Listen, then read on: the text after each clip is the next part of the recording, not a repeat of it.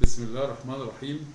حلقة جديدة من حلقات ملعب محمود، ولقاء النهاردة بين الأهلي وإنبي في الدور قبل النهائي لكأس مصر. النهاردة استمتعنا بمباراة قوية جدا بين النادي الأهلي ونادي إنبي.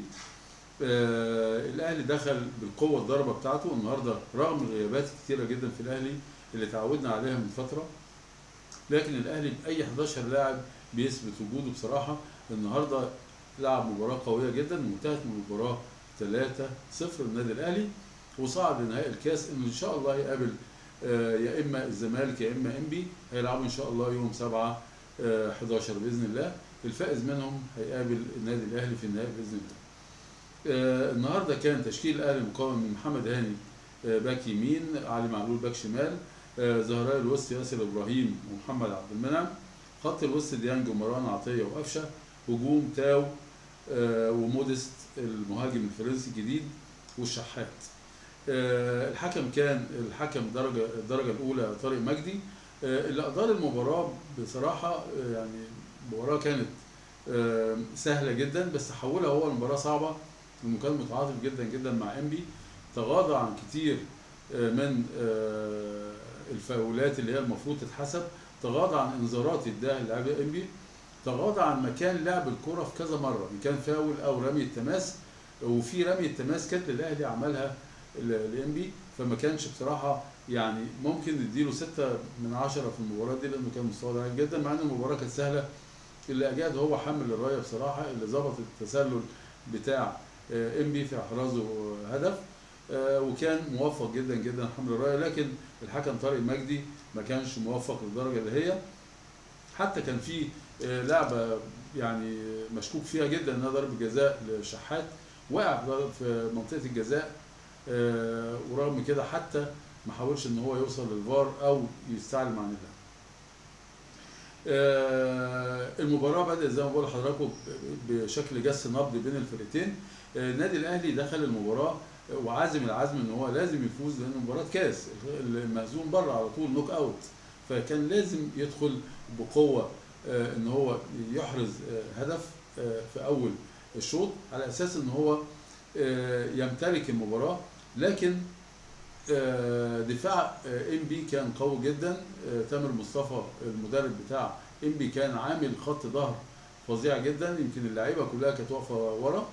كان عامل سد بينه وبين حارس المرمى، فلذلك الهدف اتاخر شويه. الخطوره بدات في الدقيقه 11، زي ما بيقول كده المعلق بتاعنا الجميل حلويات الشحات. فعلا في الدقيقه 11 الشحات عمل كل حاجه. يا جماعه الكره جت له على عاليه جدا، وقفها على رجله. الشحات بيروض الكره فعلا، ولف 2-3 حواليه وخد الكره وشاطها بيمين وجت في القائم الشمال لحارس المرمى. كانت كره جميله جدا دي في الدقيقه 11. في الدقيقه 14 موديست اداها القفشه شاطها السرع وشاطها فوق العارضه. في الدقيقه 18 انذار لمروان عطيه. الكره كانت اتلعبت خلاص وكانت في هجمه على النادي الاهلي، لكن بعد الهجمه ما خلصت رجع تاني وادى انذار لمروان عطيه. ولو كان الانذار ده للاعب من لاعيبه انبي ما كانش اداهوله لان اللعبه كانت خلصت وما اثرش على اللعبه. يعني الفاول اللي عمله مروان عطيه ما اثرش على اللعبه، لكن رغم كده رجع واداله الانذار في الدقيقه 18.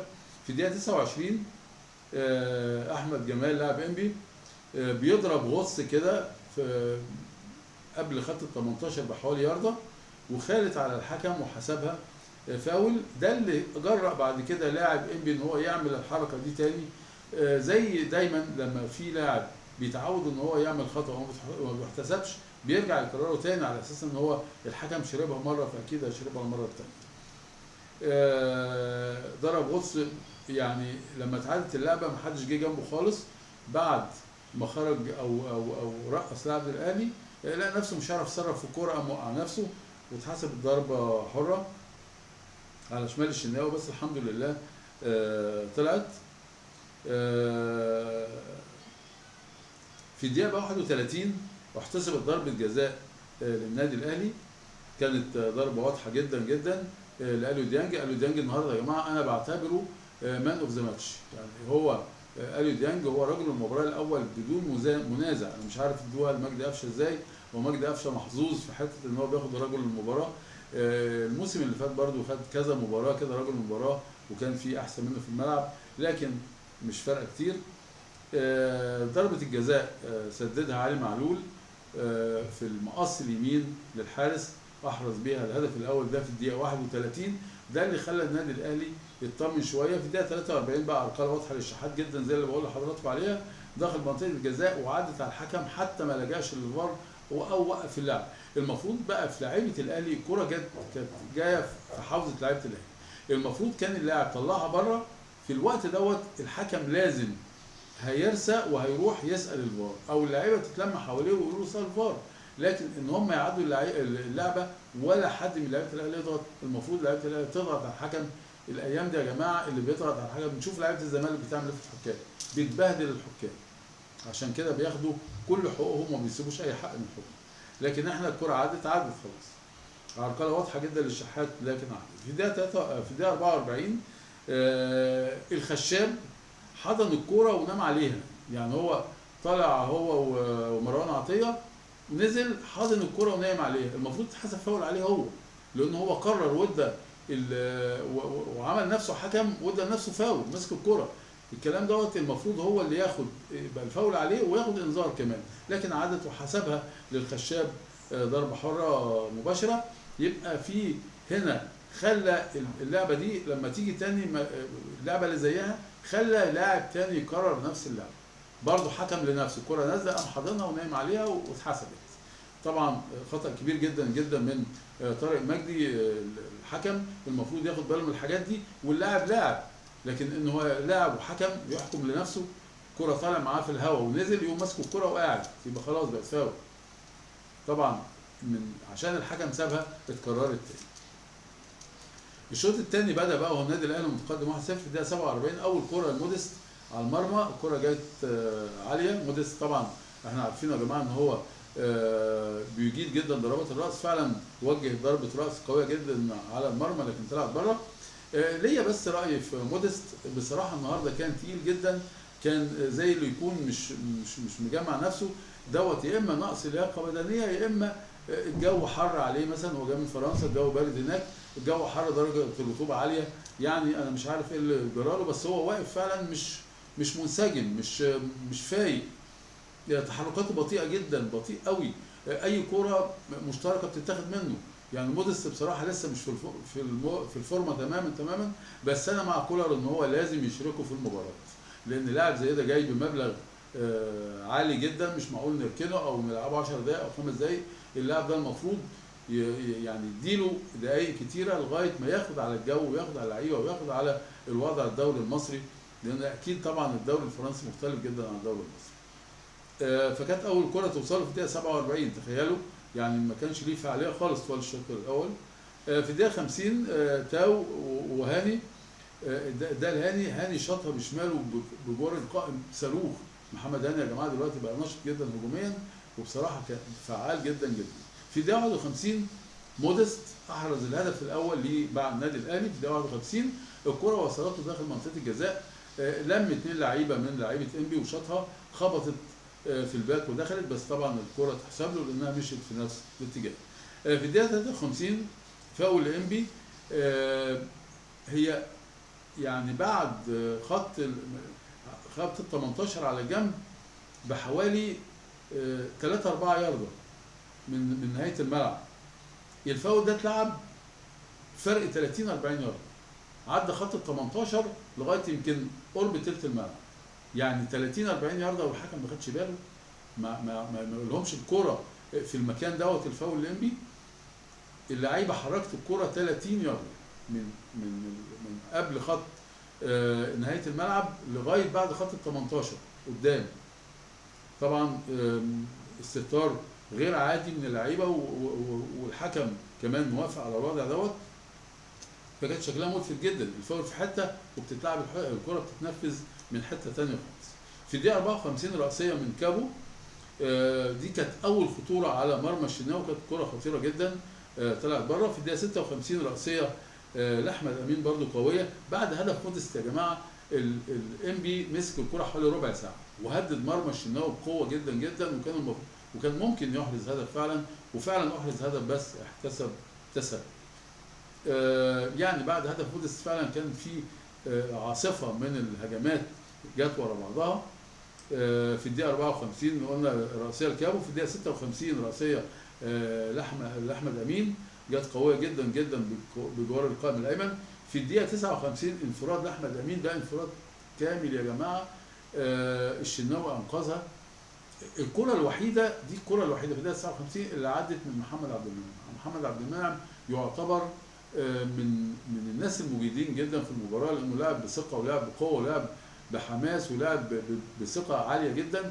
لكن الكره دي الوحيده اللي فلتت محمد عبد المنعم، كانت نتيجتها ان احمد امين انفرد والشناوي انقذها في اخر لحظه، وكان انفراد فعلا. لو كانت دخلت الكره ما كانش يسال عليها خالص الشناوي. في الدقيقه 67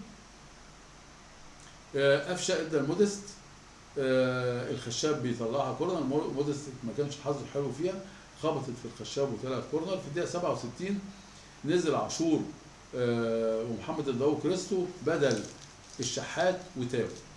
طبعا في الدقيقه بعد الدقيقه 65 دايما كولر بيعمل التغييرات بتاعته. في الدقيقه 71 بقى تكرر مشهد مسك الكره والنوم عليها تاني في الدقيقه 71، لانها حصلت قبل كده وحسب له فاول، اتكررت تاني في الدقيقه 71 واتحسب له فاول.